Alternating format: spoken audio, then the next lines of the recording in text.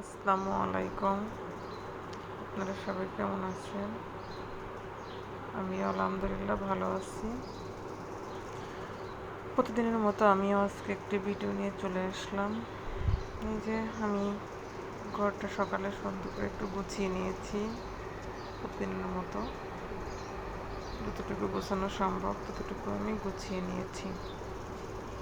প্রত্যেকটা রুমে আমি একটু একটু করে গুছিয়ে নিয়েছি, তো সেটাই আপনাদের সঙ্গে শেয়ার করছি। তো সব রুম একটু গুছিয়ে নিয়ে ক্লিন করে তারপর হচ্ছে আমি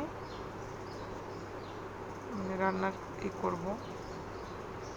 তো সবগুলো কাজ শেষ করে রান্নার প্রিপারেশনও নিয়ে নিয়েছি।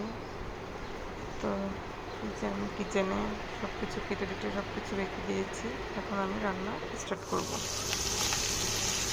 তো এই যে প্যানে দেখতেই পাচ্ছেন আমি পেঁয়াজ, মরিচ, লবণ হলুদ দিয়ে আমি তরকারি করবো। সেটার জন্য করতেছি এই যে বেগুন ভাজিটা আমি করতেছি।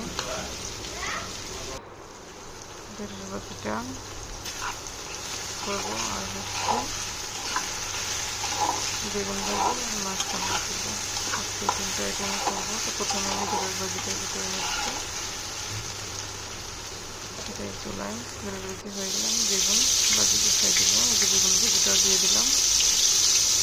বেগুনটা আমার ছেলে আবার খুব পছন্দ করে, যার কারণে ওর জন্য আমার বেগুন ভাজিটা করতে হয়। ও এটা পেলে অন্য কিছু তেমন লাগে না আমার। এই যে বেগুন ভাজিটা হয়ে গিয়েছে, আমি এক পাশে দিচ্ছি, আমি ওটা দিচ্ছিলাম। বেগুন ভাজিটা হয়ে গেলে আমি এটাও তুলে নিব।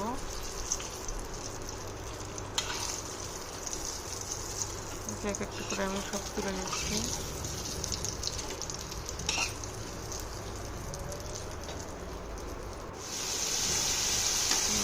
এখন আমি মাছের জন্য যে মশলাটা কষিয়ে নিয়ে মাছগুলো দিয়ে দিচ্ছি। সুন্দর করে কষিয়ে নিয়েছি, এরপরে মাছ দিয়ে দিচ্ছি।